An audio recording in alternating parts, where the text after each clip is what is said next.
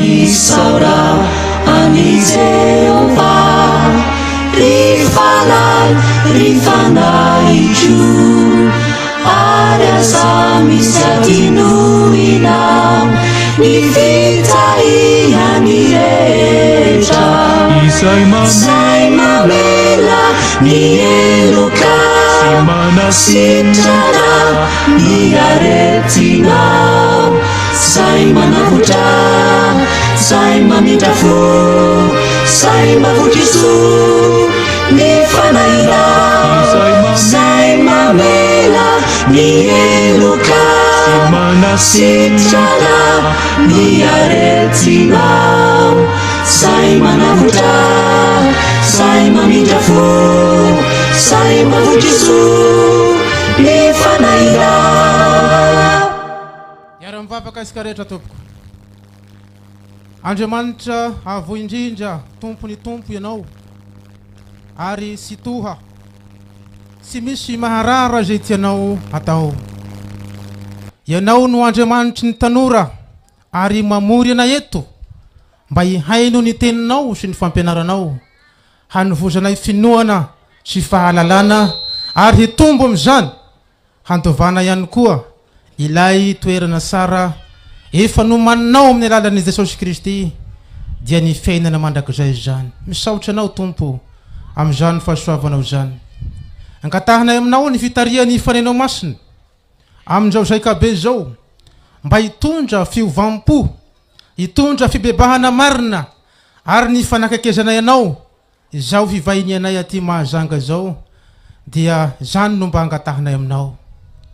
Tonga ny fotoana hanambarana ny teninao, mitenena Jesosy araka ny fombanao, fa vonona izahay ny haino anao. Amin'ny anaran'i Jesosy irery ihany no ametrahana izany vavaka izany. Amen. Petraka isika tompoko.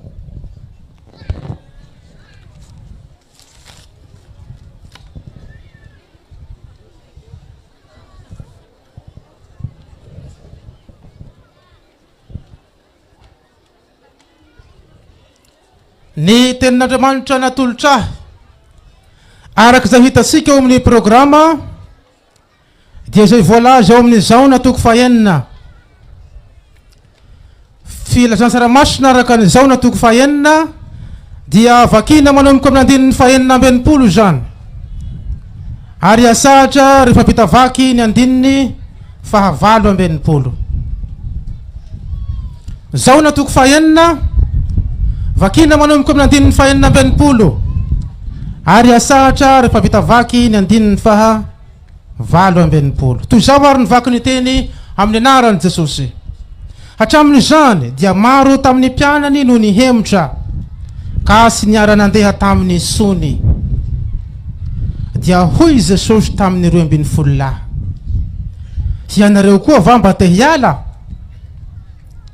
Simona Petera namaly azy hoe, Tompo, hankana amin'iza moa izahay? Ianao no manana ny teny ny fiainana mandrakizay. Amen. Ray masonao manamasina ny teninao, fa ny teninao ny fahamarinana. Amen. Io no tenin'Andriamanitra zay hotorina amintsika amin'izao tolakandro izao.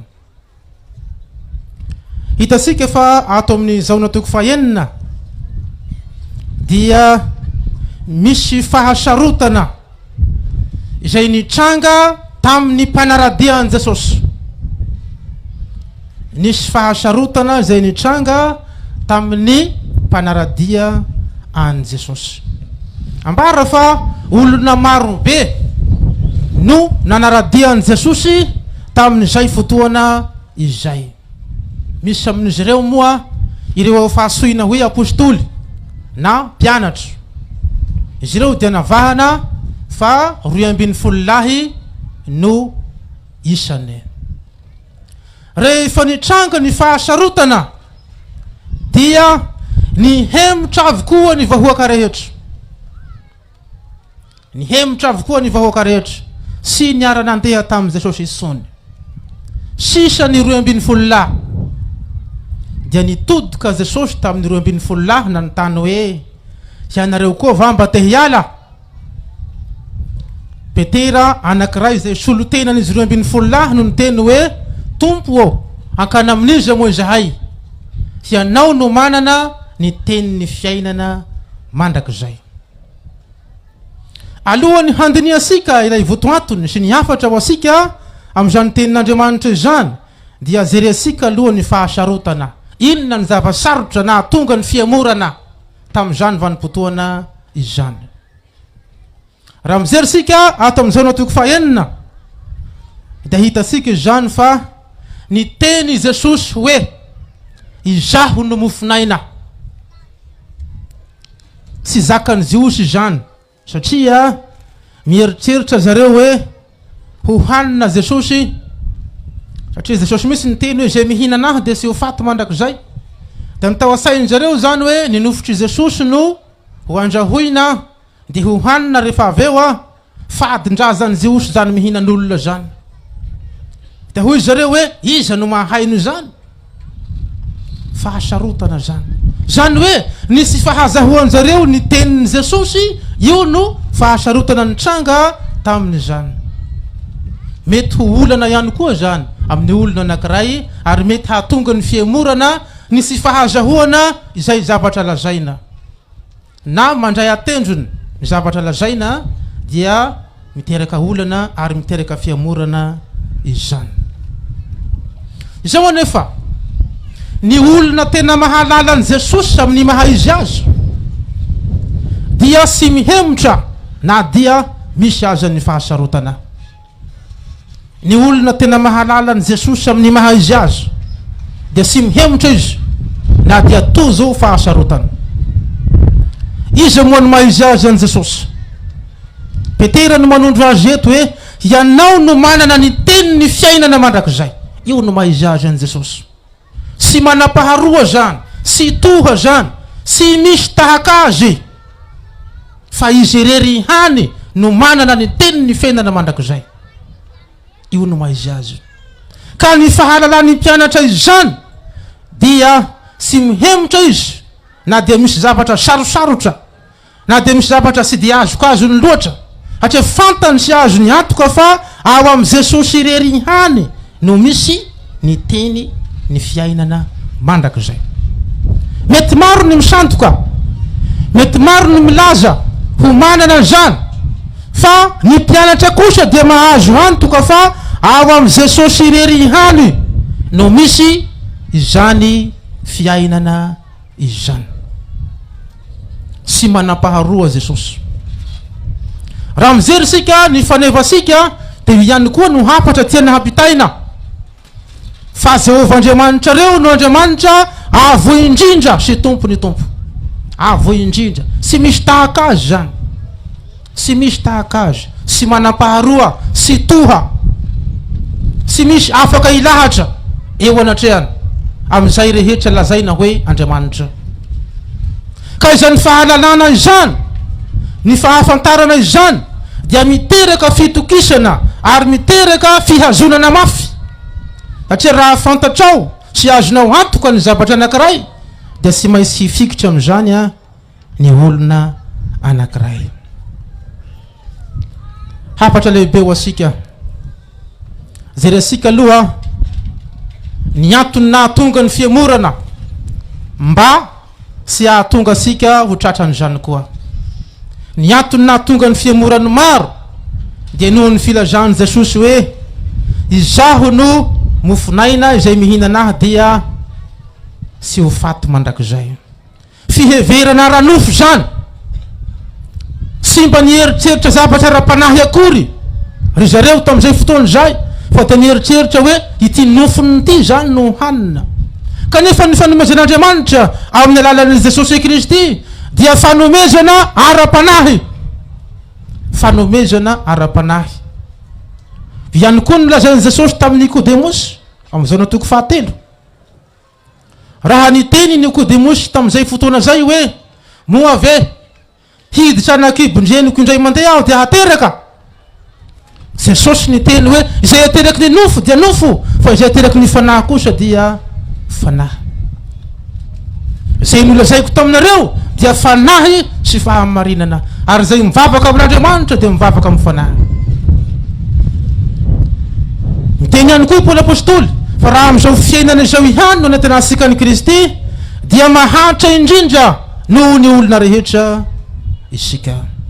Zany hoe ny zavatra ara-panahy, ny fikasahana, ny fiainana mandrakizay zay hiadana ny fanahy sika raha miala teto ambonin'ny tany isika. Io no zava-dehibe, io no zava-dehibe. Ka ny olona mifikitra amin'izany ka mahalala fa sy misy Andriamanitra hafa afaka hanome azy ny fiainana mandrakizay hafa sy Jesosy irery ihany dia sy mety miala izy na tozy zava-sarotra aza eo anivon'ny fiangonana.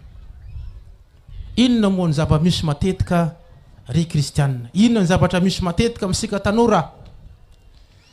Mifandona kely ao amin'ny chef de kera dia fa iaho hiala fa sy marina ve zany sa sy marina? Zany ny zavatra misy zany. Misy zavatra kely mifandona ao amin'ny samy mpihira miady samy te hanao solo. Ha manino koa iaho some solo? Iaho hiala koa iaho. Marina sa sy marina zay? Zany ny zavatra misy amintsika tanora. Sy mahalala hoe iza moa Jesosy hanome azy ny fiainana mandrakizay ve Jesosy? Raha zavatra ety an-tany izay ihany no mahatonga asika hanompo an Jesosy dia mbola mitovy tamin'ny Jesosy ihany zany, mora miala. Fa raha fantatrao fa Jesosy dia hanome anao izany fiainana mandrakizay zany, ka sy ny zavatry ny tany na ny tombosoa ety ambonin'ny tany no zava-dehibe, fa ilay hanomezany asika ilay tombosoa maharitra mandrakizay any an-danitra izany. Satria raha maharitra amin'ny fanompoana isika, izany fanompoana atao isika zany no pirofo fa mino isika. Voalaza mako zany ato amin'ny filazantsara hoe izay mino sy atao batisa no hovonjena. Ny finoana zany io no amonjena sika. Ka ny finoana nefa dia ambaran'ny apôstôly Jakoba hoe ny finoana sy misy asa dia finoana maty. Zany hoe ny fanompoana zay atao sika dia manamarika fa olo mino sika.